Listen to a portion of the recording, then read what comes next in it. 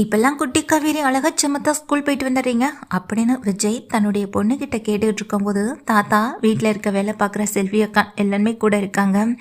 இப்பெல்லாம் எனக்கு வீட்டில் இருக்கதை விட ஸ்கூலில் இருக்கதா அப்பா ரொம்ப பிடிச்சிருக்குன்னு அந்த பாப்பாவும் சொல்கிறாங்க. இதை கேட்டதுமே விஜயோடைய முகம் சட்டுன்னு வருது. இங்கே தாத்தா அதை கவனிக்க, இல்லைப்பா விஜய், ஸ்கூலில் ஃப்ரெண்ட்ஸ் எல்லாம் இங்கே நம்ம காவேரிக்கு செட் ஆகியிருக்காங்க, அதனால தான் காவேரி இப்படி சொல்லிட்டு இருக்கான்னு தாத்தா சொல்ல, அப்படி அடிச்சலும் அப்படின்னு இங்கே தாத்தா அப்படியாமோ அப்படின்னு விஜய் கேட்குறாங்க.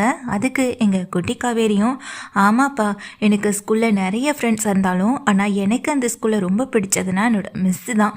அவங்கள தான் எனக்கு ரொம்ப பிடிக்கும். ஸ்கூலில் மற்ற பேர்கிட்ட நடந்துக்கிறத விட என்கிட்ட அவங்க ரொம்ப பாசமாகவே இருப்பாங்கப்பா. எனக்கு அம்மா பக்கத்தில் இல்லைனாலும் அவங்க கூட இருக்கும்போது என் அம்மாவே கூட இருக்க மாதிரி இருக்குப்பா அப்படின்னு சொன்னதுமே விஜய்க்கு சட்டுன்னு ஒரு மாதிரி ஆயிடுது. இல்லை அம்மோ, அப்படிலாம் சொல்லக்கூடாதுன்னு சொல்ல, இல்லைப்பா எனக்கு அப்படி தான் இருக்குன்னு சொல்லும்போது அம்மா அப்படின்னு வேகமாக சத்தம் போடுறாங்க. உனக்கு அம்மா ஒரே ஒருத்தவங்க மட்டும்தான், மற்றவங்க யாரும் உனக்கு அம்மாவாக இருக்க முடியாது அப்படின்னு சொல்ல, இப்போ எதுக்குப்பா விஜய் இங்கே பாப்பா கிட்ட ரொம்ப கோவப்படுறேன், செல்வி நீ குழந்தைய கூட்டிகிட்டு மேலே போ அப்படின்னு சொல்லும்போது வீட்டில் வேலை பார்க்குறவங்களும் குழந்தைய தூக்கிக்கிட்டு மேலே மாடிக்கு போயிடுறாங்க.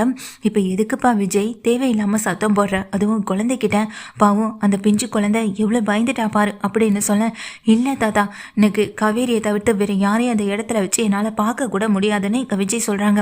புரியுதுப்பா, நீயும் காவேரியும் வாழ்ந்த வாழ்க்கையை நினச்சி நீ ரொம்ப மனசு உடஞ்சி போய் இருக்க, காவேரி உன் கூட இல்லாததை நினச்சி நீ ரொம்ப ஒரு வருத்தத்தில் இருக்க. நானும் உங்ககிட்ட ஒரு விஷயத்தை பற்றி சொல்லணும்னு நினச்சிட்டு இருந்தேன்னு சொல்லும்போது, ஐயா இங்கே ஓடிவாங்க அப்படின்னு இங்கே மேலே இருக்க செல்வி கூப்பிடுறாங்க. செல்வி கூப்பிட்டதுமே இங்கே டக்குன்னு மேலே போகிறாங்க. விஜயும் தாத்தாவும் பேசிகிட்டு இருந்தவங்க, என்னாச்சு அப்படின்னு செல்விகிட்ட கேட்க, பாப்பா இங்கே ரொம்பவே இங்கே மேலெல்லாம் கொதிக்குது பாருங்க அப்படின்னு உடனே சொல்கிறாங்க. இவ்வளோ நேரம் நல்லா தானே பேசிக்கிட்டு இருந்தா அப்படின்னு தாத்தா சொல்ல, இல்லை இன்னைக்கு ஸ்கூல் விட்டு வந்ததுலேட்டே பாப்பா கொஞ்சம் டயர்டாக தான் இருந்தா, ஆனால் இப்போ தான் ஃபீவர் கொஞ்சம் அதிகமாகிடுச்சுன்னு சொல்ல, பாப்பா பயந்துட்டா போல. விஜய், இத்தனை வருஷத்தில் நீ பாப்பா கிட்ட கடுமையாக நடந்தது கூட இல்லை, இப்போ நீ பாப்பா கிட்ட நடந்துக்கிட்டதுனால பாரு பாப்பாவுக்கு இப்படிப்பட்ட ஒரு ஜுரம் வந்துடுச்சு அப்படின்னு சொல்லி எங்கள் தாத்தா சொல்கிறாங்க.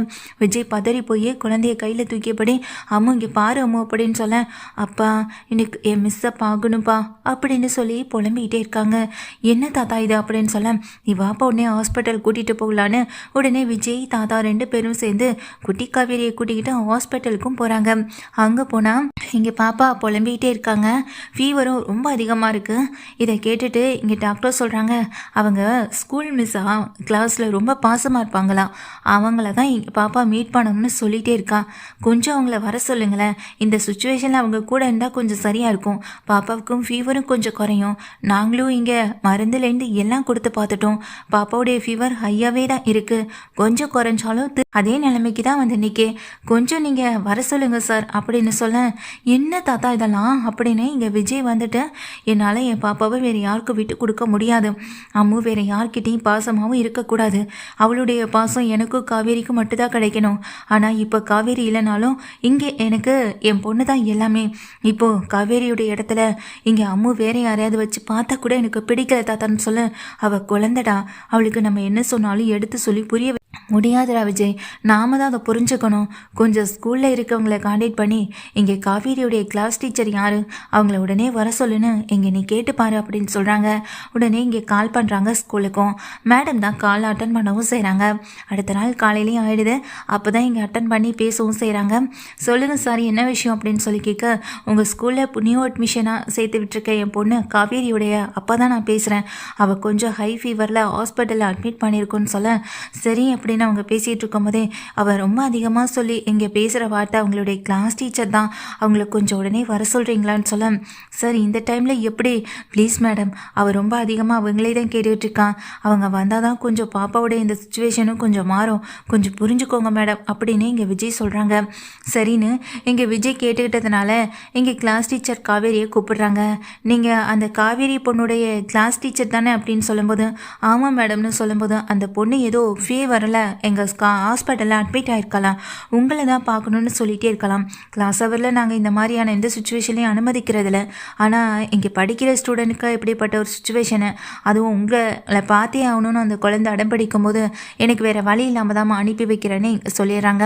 சரி அப்படின்னு சொல்லிட்டு வெளியே வந்த காவேரி அவளை பற்றி இப்போ தான் அம்மா கிட்ட பேசிட்டு வந்தேன். அவளை பார்க்கும்போது ஏதோ ஒரு உணர்வு எனக்குள்ளே வந்துட்டு போகுது, ஒரு இனம் புரியாத சந்தோஷமும் எனக்குள்ளே இருக்குது. ஏன் இப்படி ஆயிடுச்சுன்னு தெரியலேன்னு காவேரி பதறி அழிச்சு அங்கேருந்து கிளம்புறாங்க. அப்போ விஜய் தாத்தா கிட்ட பேசிகிட்டு இருக்காங்க. தாத்தா, என்னால் இந்த சுச்சுவேஷனில் இங்கே இருக்கவும் முடியாது.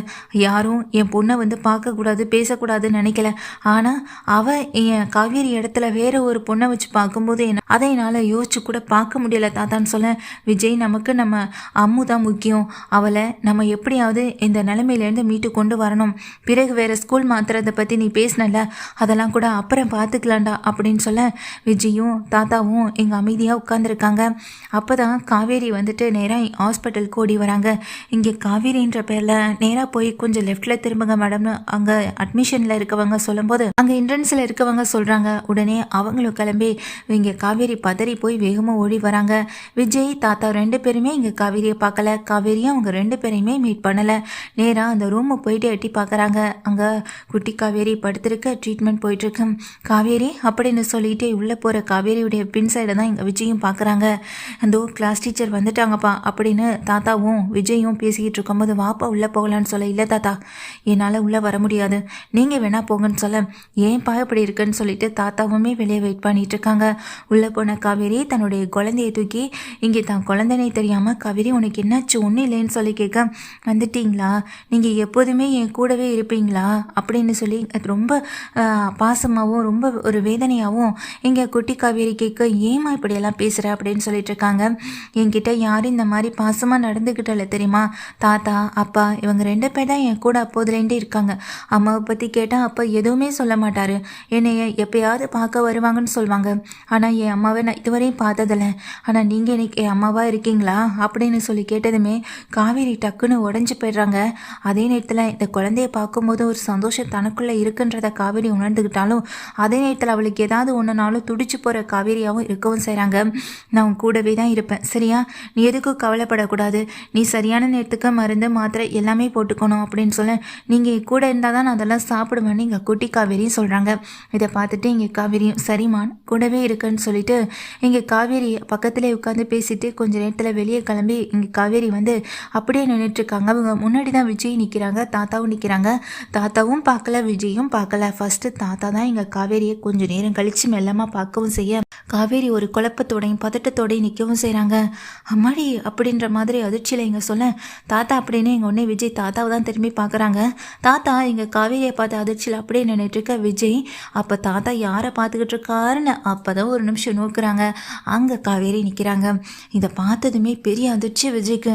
காவேரி அப்படின்ற மாதிரி இங்கே சொல்லும்போது, காவேரி நீ எங்கே இங்கே அப்படின்னு சொல்ல, அம்மா கொஞ்சம் அமைதியாயிருடா அப்படின்னு உன்னை தாத்தா சார்ந்தப்படுத்த, நீங்கள் தான்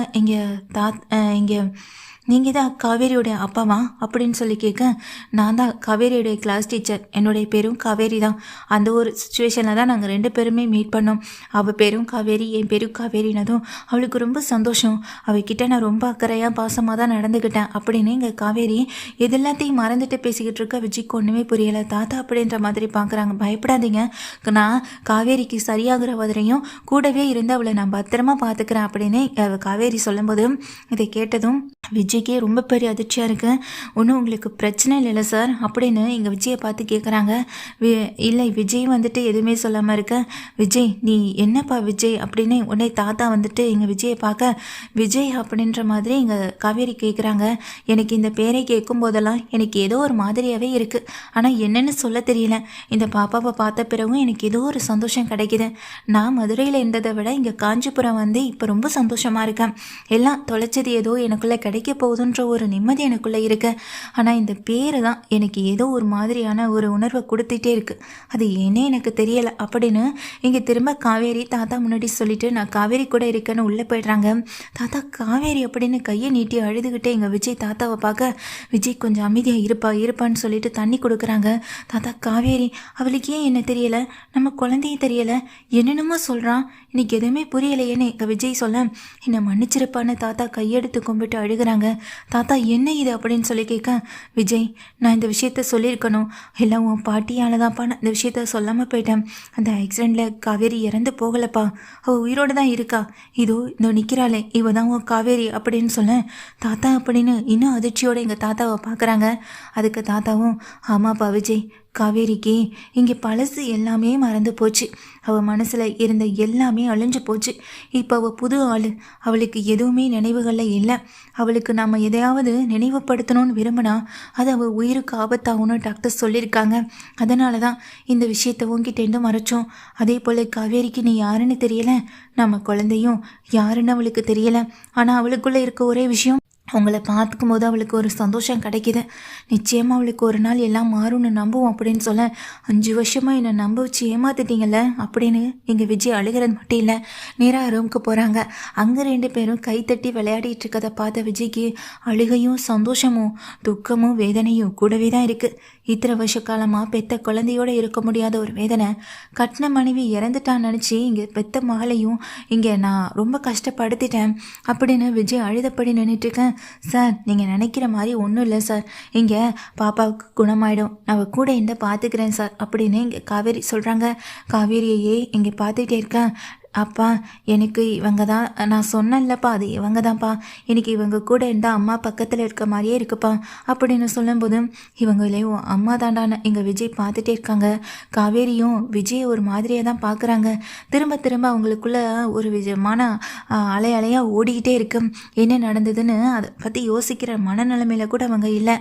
இப்படிப்பட்ட ஒரு சுச்சுவேஷனில் விஜய் என்ன பேசுகிறேன்னு தெரியாமல் காவேரியை போய் இங்கே கட்டி பிடிச்சி அவளை வந்துட்டு கூட அணைச்சி சந்தோஷமாக இருக்கக்கூட முடியாத ஒரு சூழ்நிலையில் எட்டி நின்று தூரம் நின்று அவங்க 2 பேரையுமே பார்த்துக்கிட்டு இருக்காங்க.